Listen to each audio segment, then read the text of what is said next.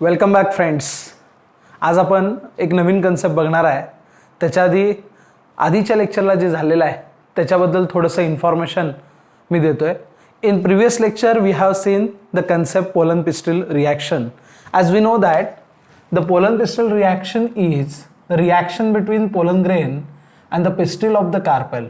So it is called as pollen pistil interaction. आणि यामध्ये आता आपल्याला त्याचे ॲप्लिकेशन्स सुद्धा बघायचे आहेत. पोलन पिस्टल इंटरॅक्शनच्या ॲप्लिकेशन्स प्लांट ब्रीडिंगमध्ये कसे उपयोगी पडतात हे आपल्याला बघायचं आहे. ना what mean by the pollen pistil reaction? In short, suppose these are pollen grains. हे दोन पोलन ग्रेन्स आहेत, number 1, number 2, and this is a stigma. Okay, this is the stigma. These are the pollen grains, or it is also called as a grain, or we can call as a PG, in the sense pollen grain, and this one is the stigma. आता ह्या दोन pollen grain पैकी एका pollen ग्रेनला stigma accept करणार आहे आणि दुसऱ्या pollen ग्रेनला stigma reject करणार आहे. समजा एक नंबरला रिजेक्ट केलं, 2 नंबरला ॲक्सेप्ट केलं. याचं रिझन काय? 2 नंबरला ॲक्सेप्ट करायचं आणि 1 नंबरला रिजेक्ट करायचं. ह्याचं कारण काय? कारण काही केमिकल रिॲक्शन्स असतात. That chemical reaction takes place between the pollen grain and stigma. These are considered as a chemical dialogues which continuously takes place between the pollen grain and stigma. Stigma having the ability to recognise the right type of pollen.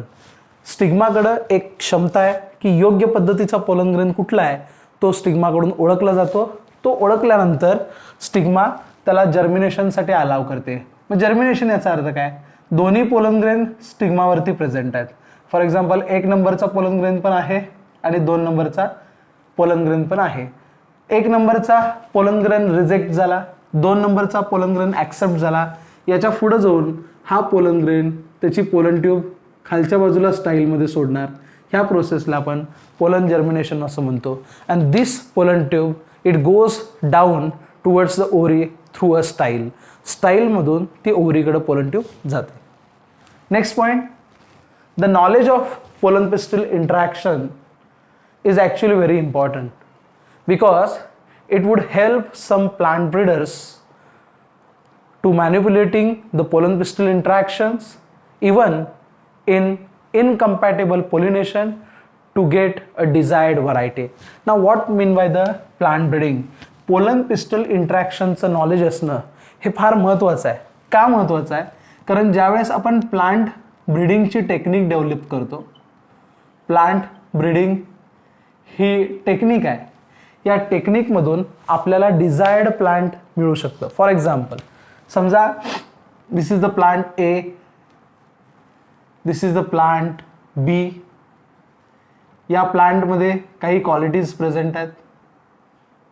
For example, याच्यामध्ये disease resistance ही quality present आहे. म्हणजे कुठल्याही रोगाला बळी पडत नाही असं हे प्लांट आहे. डिसीज रेझिस्टन्स हे क्वालिटी आहे. आणि बीमध्ये स्टार्च सिंथेसिस मॅक्झिमम आहे. स्टार्च सिंथेसिस मॅक्झिमम आहे. अशा 2 व्हरायटीज आहेत.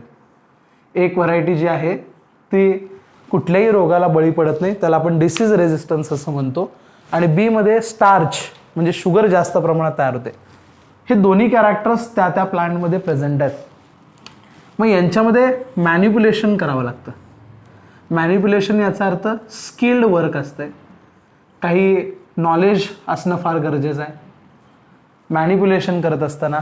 आणि असं करायचं, ह्या दोघांच्यात ब्रीडिंग घडवून आणायचं, म्हणजे सेक्स्युअल रिप्रोडक्शन घडवून आणायचं. ब्रीडिंगलाच आपण मेटिंग असं म्हणतो. ह्या 2 प्लांटमध्ये मेटिंग घडवून आणायचं आणि मॅनिप्युलेटेड केलं की एक नवीन प्लांट डेव्हलप होतं आहे. एक नवीन प्लांट डेव्हलप होते ज्यामध्ये प्लांट ए आणि प्लांट बी या दोन्हीचे सुद्धा कॅरेक्टरिस्टिक येतात. याचा अर्थ काय झाला? प्लांट एकडे जी ॲबिलिटी आहे, प्लांट बीकडे जी ॲबिलिटी आहे, ह्या 2 प्लांटचा क्रॉस केल्यानंतर ती क्वालिटी प्लांट सीमध्ये येते. दॅट इज ए अँड बी. मग हा जो पार्ट तयार झाला याला आपण हायब्रिड व्हरायटी असं म्हणतो. या व्हरायटीला आपण काय म्हणतो? हायब्रिड व्हरायटी असं म्हणतो.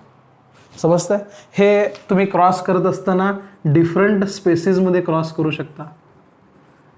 डिफरंट स्पेसीजमध्ये तुम्ही क्रॉस करून नवीन व्हरायटी तयार करू शकता, किंवा डिफरंट जेनेरामध्ये क्रॉस करून, आता जेनस काय आहे, स्पेसिस काय आहे हे तुम्हाला माहीत आहे. Genera, different genera, different species यांमध्ये क्रॉस करून न्यू हायब्रिड व्हरायटी तयार करू शकतो आपण. न्यू हायब्रिड व्हरायटी तयार करू शकतो. आणि हे करणारा जो माणूस असतो, जो त्यामधला तज्ज्ञ असतो, त्याला आपण ब्रीडर, प्लांट ब्रीडर्स असं म्हणतो. आणि पोलन पिस्टल इंटरॅक्शनची इन्फॉर्मेशन असणं हे प्लांट ब्रीडर्सच्या दृष्टिकोनातून फार महत्त्वाचं आहे. कारण त्याला जर समजा प्रत्येक पोलन ग्रेन आणि पिस्टिलचा आणि त्यामधला होणाऱ्या रिॲक्शनचा जर स्टडी असेल तर तो प्लांट ब्रीडर योग्य पद्धतीनं इनकम्पॅटिबल पोलिनेशनमध्ये सुद्धा सक्सेस घडवून आणू शकतो. त्यामुळे ते सगळ्यात महत्त्वाचं आहे. तर अशा पद्धतीचं टेक्निक आहे. खरं तर हे प्लांट ब्रीडिंग आपण chapter number 9 NCERT strategies enhancement in food production या टॉपिकमध्ये आपण डिटेल बघणार आहे. तर हे झालं पोलन पिस्टिल इंटरॅक्शन आणि त्याचं ॲप्लिकेशन. त्याचबरोबर आपण पोलन जर्मिनेशनचा सुद्धा स्टडी करू शकतो. त्यासाठी एक एक्सपेरिमेंट आहे.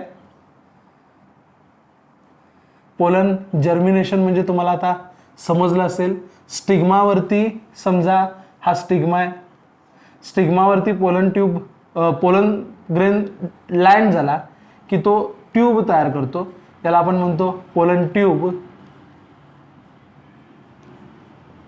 आणि हा आहे पोलन ग्रेन. मग पोलन ट्यूब जे जर्मिनेशन होतं आणि पोलन ट्यूबचं जे फॉर्मेशन होतं ते ॲक्च्युली आपण स्टडी करू शकतो. त्यासाठी आपल्याला 5 टाईपचे प्लांट्स ॲज अ सोर्स म्हणून वापरायचे आहेत. पहिला आहे पी प्लांट, दुसरा आहे चिक पी, तिसरं प्लांट आहे क्रोटॅलॅरिया, चौथं प्लांट आहे बाल्सम आणि 5वं प्लांट आहे विंका. हे 5 प्लांट यावरती आपण प्रयोग करू शकतो, एक्सपेरिमेंट करू शकतो. आपल्याला बघायचं की पोलन जर्मिनेशन नंतर पोलन ट्यूब कशी तयार होते हे आपल्याला बघायचं आहे. काय करावं लागतं की हे जे प्लांट्स आहेत ह्या प्लांट्समधला एक अँथर लोब आपल्याला कन्सिडर करायचा आहे. आणि हा अँथर लोब एका ग्लास स्लाईडवरती डस्ट करायचा आहे. डस्ट करायचा म्हणजे झाडायचं आहे. त्यामुळं ग्लास स्लाईडवरती काय पडेल, पोलन ग्रेन्स पडतील. हे पोलन ग्रेन्स आहेत, हे अँथर लोब आहे, ही खालची आहे ती ग्लास स्लाईड आहे. ओके. आणि ह्याच्यामध्ये 10% शुगर सोल्युशन घ्यायचं आहे. पहिल्यांदा काय करायचं, हे 5 प्लांट मी जे सांगितलेलं आहे त्यांच्यातलं फ्लावर घ्यायचं. ते फ्लावर घेतल्यानंतर त्यातलं पोलन ग्रेन डस्ट करायचं ग्लास स्लाईडवरती. ज्या ग्लास स्लाईडवरती 10% शुगर सोल्युशन असेल, त्यानंतर हे सगळे पोलन ग्रेन्स त्याच्यामध्ये पडले की वेट फॉर 15 to 30 मिनिट्स, 15 ते 30 मिनटं वाट बघा. त्याच्यानंतर लो पॉवर मायक्रोस्कोप जो असतो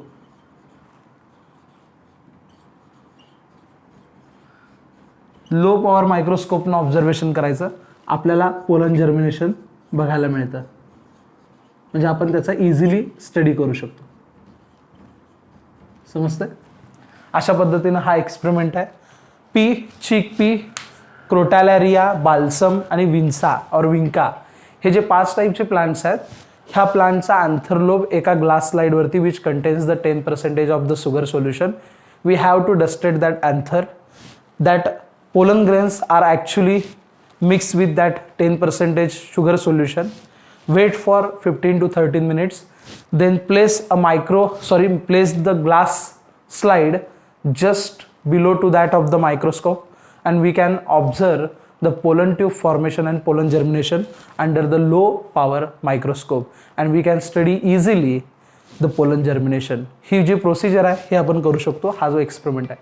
त्याचबरोबर आपण ज्यावेळेस ह्या सगळ्या प्रोसिजर बघणार आहे त्या प्रोसिजरमध्ये ॲक्च्युली जेव्हा आपण प्लांट ब्रीडिंग करतो ते प्लांट ब्रीडिंग करत असताना त्यातून आपल्याला सुपेरियर व्हरायटी अशी मिळत असते.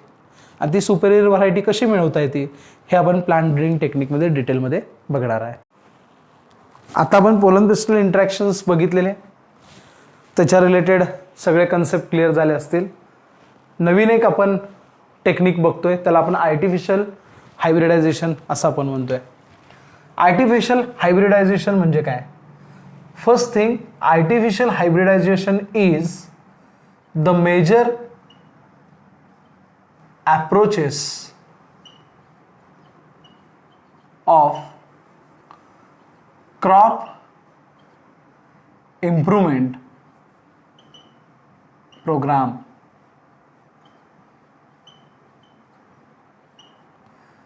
क्रॉप इम्प्रूव्हमेंट प्रोग्राम याचा अर्थ काय? आपण शेतामध्ये जे पीक लावतो त्याच्यामध्ये इम्प्रूव्हमेंट होणं गरजेचं आहे, आणि ती वेगवेगळ्या पद्धतीची इम्प्रूव्हमेंट असू शकते. जसं अन्नधान्य जास्त प्रमाणात निर्माण होणं, त्याची क्वालिटी चांगलं असणं, त्याचबरोबर कुठल्याही रोगाला बळी न पडणं, ऊन वारा पाऊस दुष्काळ यापासून स्वतःचं संरक्षण करत स्वतःची सहनशक्ती तयार करणं, म्हणजेच क्रॉपची इम्प्रूव्हमेंट करणं. आणि हे क्रॉपची इम्प्रूव्हमेंट जर व्हायची असेल तर आपल्याला प्लांट ब्रीडिंग शिवाय दुसरा पर्याय नाही आहे. Plant breeding is one of the solution. याशिवाय आपल्याला दुसरा पर्याय नाही. म्हणजे काय प्लांट ब्रीडिंग काय असतंय?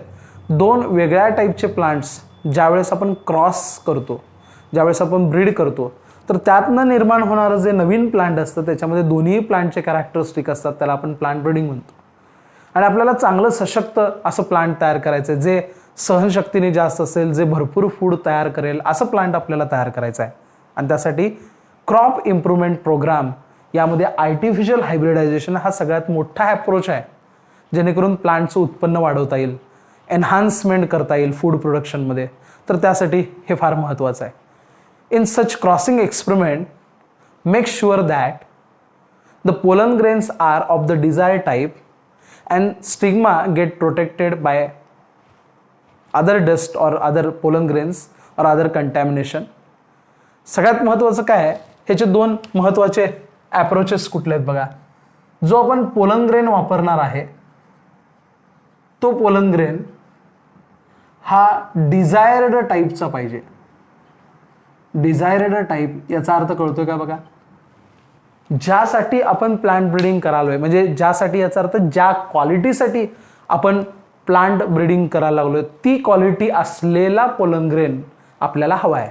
म्हणजेच त्याला आपण डिझायर्ड व्हरायटी असं म्हणायचं. हे समजतंय का बघा? हे सगळ्यात महत्त्वाचं आहे. पोलन ग्रेन हवा आहे हे सगळं आर्टिफिशियली करायचं आहे. म्हणजे आपण स्वतः मानवनिर्मित आहे, हे सगळं आर्टिफिशियल आहे. मी प्लांट ब्रीडर आहे, मी प्लांट ब्रीडिंग करणार आहे, तर मी असा पोलन ग्रेन घेईन ज्या पोलन ग्रेनची क्वालिटी मला माहीत आहे. मला काय हवं आहे की स्टार्चचं फॉर्मेशन मॅक्झिमम पाहिजे, मग तसा पोलन ग्रेन घ्या. तो पोलन ग्रेन घ्यायला लागणार, मग ती डिझायर्ड व्हरायटी आपल्याकडं असणं फार गरजेचं आहे. बाकीच्या पोलन ग्रेन्सची काय आपल्याला गरज नाही आहे. आणि दुसरं, जो स्टिग्माचा पार्ट असतो त्याला आपल्याला प्रोटेक्शन द्यायचं आहे. स्टिग्माचा पार्ट असतो त्याला आपल्याला प्रोटेक्शन द्यायचं म्हणजे नेमकं काय करायचं आहे? पोलिनेशन याचा अर्थ काय? तर स्टिग्मा हा स्टिग्मा आहे, ओके, त्याच्या खाली ही स्टाईल आहे, ओके, आणि हा पोलन ग्रेन आहे. मग हा पोलन ग्रेन ह्या स्टिग्मावरती पडणार आहे. मग हे सगळं आपण आर्टिफिशियली करायला लागलोय. जर आपण नॅचरली केलं तर कुठले पण पोलन ग्रेन येऊन त्या स्टिग्मावरती पडू शकतात. आपल्याला तसं करायचं नाही. आपण जो पोलन ग्रेन घेतलेला आहे तो डिझायर्ड टाईपचा पोलन ग्रेन घेतलेला आहे. फक्त आता काय करायचं, जे स्टिग्मा आहे त्या स्टिग्माला कंटॅमिनेशन पासून, म्हणजे दूषित होण्यापासून, दुसरे कुठले तरी पोलन ग्रेन येऊन पडले तर तिथं पॉलिनेशन होणार आहे. मग आपल्याला जे हवं आहे ते आपल्याला करता येणार नाही. म्हणून तुम्ही ज्या स्टिग्माची निवड करता तिला प्रोटेक्शन करणं फार गरजेचं आहे. प्रोटेक्शन फ्रॉम कंटॅमिनेशन, म्हणजे दूषित होण्यापासून आपल्याला काय करायचं आहे ते थांबवायचं.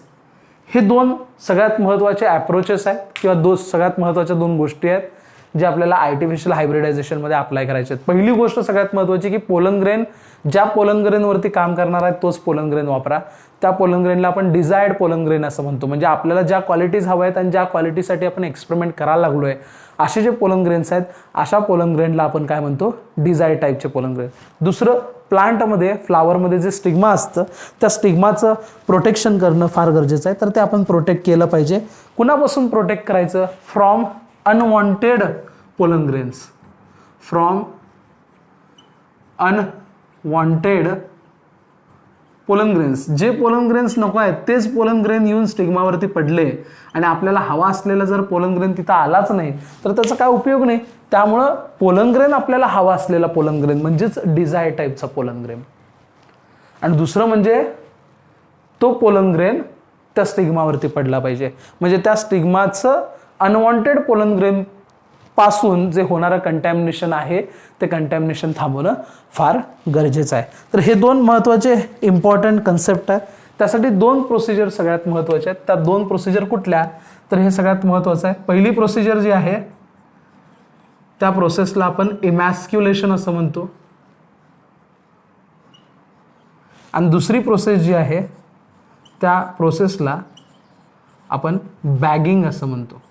आता ह्या दोन प्रोसेसबद्दल आपल्याला डिटेलमध्ये बघायचं आहे. इमॅस्क्युलेशन म्हणजे काय आणि बॅगिंग म्हणजे काय. फॉर एक्झाम्पल, समजा तुम्ही जर प्लांट कन्सिडर केला, त्याच्यावरती फ्लावर आहे, ही स्टिग्मा आहे, ही स्टाईल आहे आणि ही ओव्हरी आहे आणि त्याला लागून हे अँथरलोब आहे, म्हणजे फिलामेंट अँथरलोब, म्हणजे याला आपण स्टॅमन म्हणतोय, आणि हे कोरोला आहे, त्याच्या खाली कॅलेक्स आहे आणि मग थॅलामस आणि पेडिसेल. हे बायसेक्स्युअल फ्लावर आहे. मग इमॅस्क्युलेशन प्रोसेस काय असते? इमॅस्क्युलेशन प्रोसेस याचा अर्थ काय? आपल्याकडे एक इन्स्ट्रुमेंट असते, त्याला आपण फोरसेप असं म्हणतो, ब्लेड सारखं असतं फोरसेप. त्या फोरसेपने आपल्याला काय करायचं आहे, हे जे काय स्टेमन आहे ते स्टेमन कट करून काढायचं आहे. हे जे स्टेमन आहे हे स्टेमन आपल्याला रिमूव्ह करायचं आहे.